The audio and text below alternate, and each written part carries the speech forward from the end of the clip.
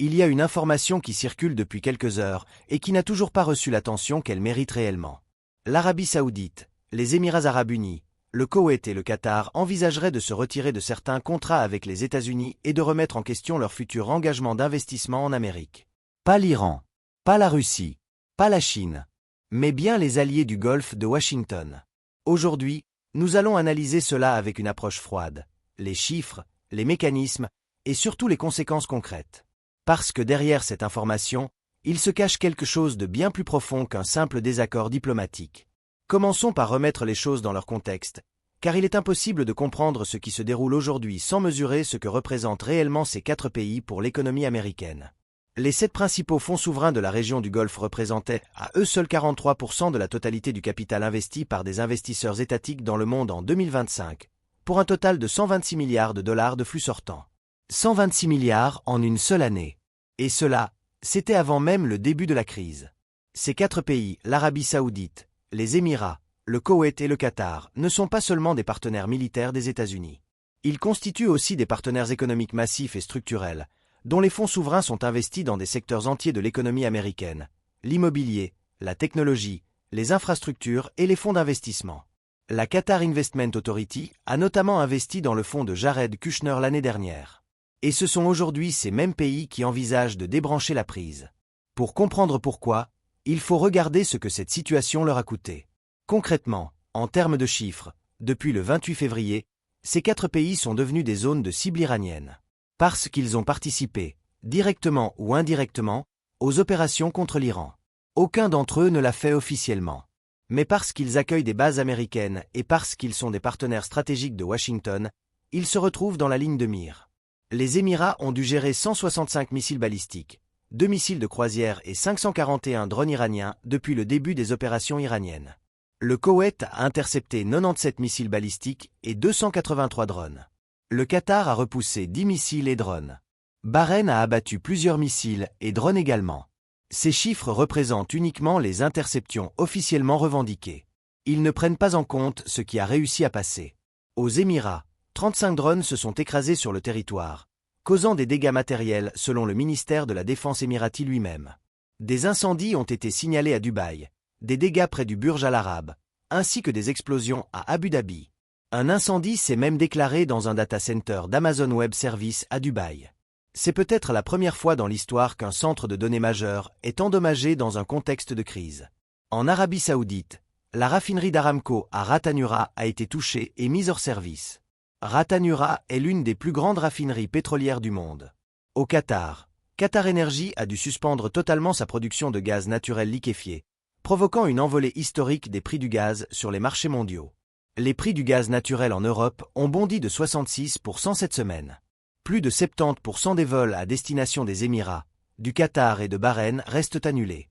Les marchés boursiers du Qatar et de l'Arabie Saoudite ont chuté, tandis que les bourses des Émirats et du Koweït ont temporairement suspendu leurs échanges. Voilà la facture économique de la première semaine. Et elle continue d'augmenter. Maintenant vient la question centrale. Pourquoi ces pays envisagent-ils de retirer leurs investissements des États-Unis? Quel est le raisonnement derrière cette réflexion? Pour les États du Golfe, la crise actuelle menace leur modèle économique sur 3 dimensions principales. Première dimension, les revenus directs. Dubaï, Doha et Abu Dhabi se définissent comme des centres mondiaux d'innovation, d'investissement et de divertissement.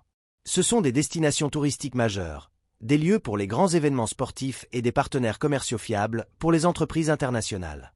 Avec plus de 95 millions de passagers par an et environ 8500 vols par semaine, Dubaï possède l'un des plus grands aéroports du monde.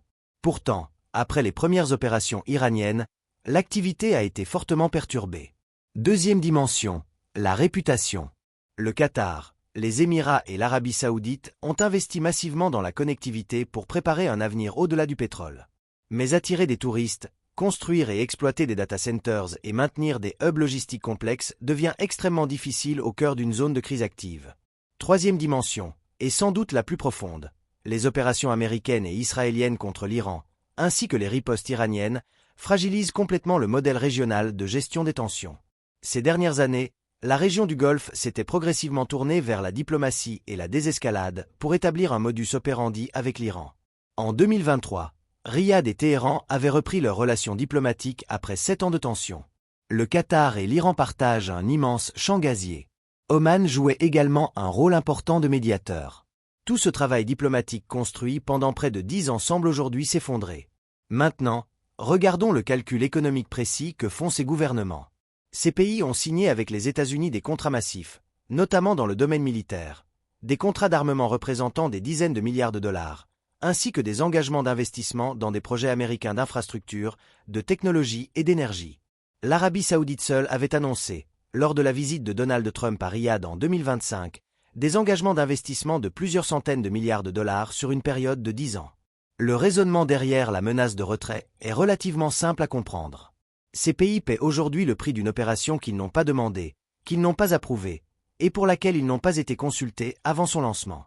Leur frustration envers Washington pour avoir lancé ces opérations alors que les discussions diplomatiques étaient encore en cours a rapidement été dépassée par la colère provoquée par les ripostes iraniennes sur leur territoire.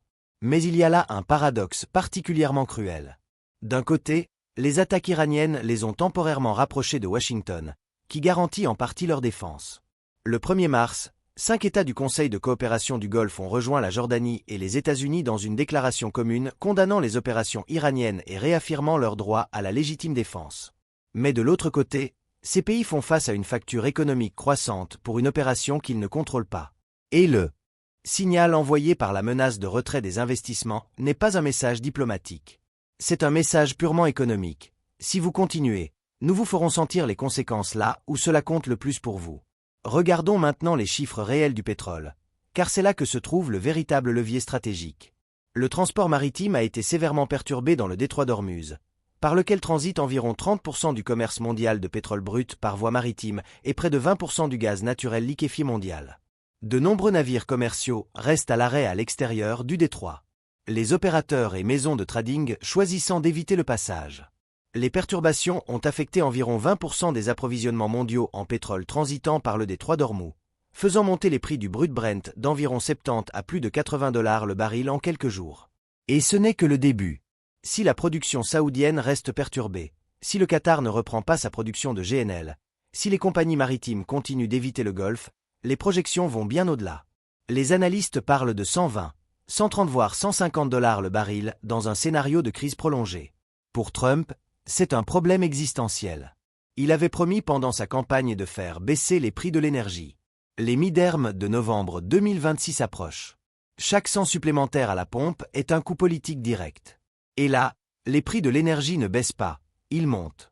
La stratégie iranienne est précisément de transformer la relative prospérité et la stabilité du Golfe en zone de pression économique. Pour les Iraniens, attaquer Dubaï a plus d'impact sur l'économie mondiale et sur les opinions que de viser des installations isolées, car Dubaï a une résonance internationale incomparable. Treurant espère que les conséquences économiques désastreuses de sa riposte dans le Golfe vont créer un levier de pression sur les monarchies pour qu'elles poussent Washington à un cessez-le-feu. Et voilà le mécanisme exact que l'on observe aujourd'hui. L'Iran cible les économies du Golfe. Les économies du Golfe souffrent. Les gouvernements du Golfe font pression sur Washington. Washington doit choisir entre continuer les opérations et perdre le soutien économique de ses principaux alliés régionaux. C'est une pression en cascade. Et la menace de retrait des investissements, c'est la réponse du Golfe à ce mécanisme. Si vous ne gérez pas les conséquences économiques que l'Iran nous impose, nous allons vous imposer les nôtres. Maintenant, l'analyse froide des conséquences réelles si ce retrait des investissements se matérialise. Scénario 1. Retrait partiel. Signalement politique.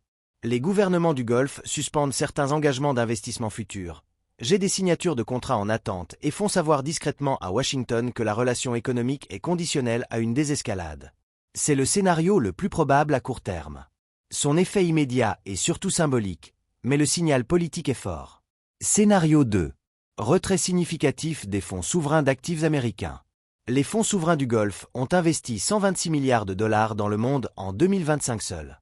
Si une partie significative de ces flux se détourne des États-Unis vers d'autres destinations, Europe, Asie, marchés émergents, l'effet sur les marchés financiers américains est réel. Le dollar, les bons du Trésor américain, les actions des grands fonds d'investissement, tout ça serait affecté. Pas de façon catastrophique à court terme, mais suffisamment pour faire monter les taux d'intérêt et augmenter le coût du financement de la dette américaine. Scénario 3. Rupture complète des contrats d'armement. C'est le scénario le moins probable, mais le plus symboliquement dévastateur. L'Arabie Saoudite et les Émirats sont parmi les plus gros clients de l'industrie de défense américaine. Lockheed Martin, Boeing, Ron. Ces entreprises ont des contrats massifs dans le Golfe. Une annulation brutale serait un séisme industriel. Il y a une dimension qu'on ne peut pas ignorer, la Chine. Plus de 38% des importations chinoises de pétrole brut par voie maritime proviennent du Moyen-Orient. La Chine a intérêt à une stabilisation rapide, pas à une escalade. Mais elle a aussi intérêt à profiter du moment pour renforcer ses liens économiques avec des partenaires du Golfe qui cherchent à diversifier leurs dépendances. Si les monarchies du Golfe commencent à retirer des investissements des États-Unis, la question est simple. Où va cet argent? Une partie va en Europe, une partie reste dans la région, mais une partie non négligeable pourrait aller vers des marchés asiatiques, y compris la Chine. Et ça, c'est une conséquence géopolitique de long terme que Washington n'a probablement pas calculée en lançant cette opération. Ce que cette information révèle au fond, c'est quelque chose que les analystes de politique étrangère savent depuis longtemps mais que les dirigeants oublient souvent. Dans le monde contemporain, la puissance militaire et la puissance économique sont inséparables. On ne peut pas mener des opérations militaires massives dans une région sans en payer le prix économique et sans forcer vos alliés à en payer le prix avec vous. Trump lui-même a dit que les opérations iraniennes contre les pays du Golfe étaient probablement la plus grande surprise de l'opération jusqu'à présent. Cette déclaration est révélatrice.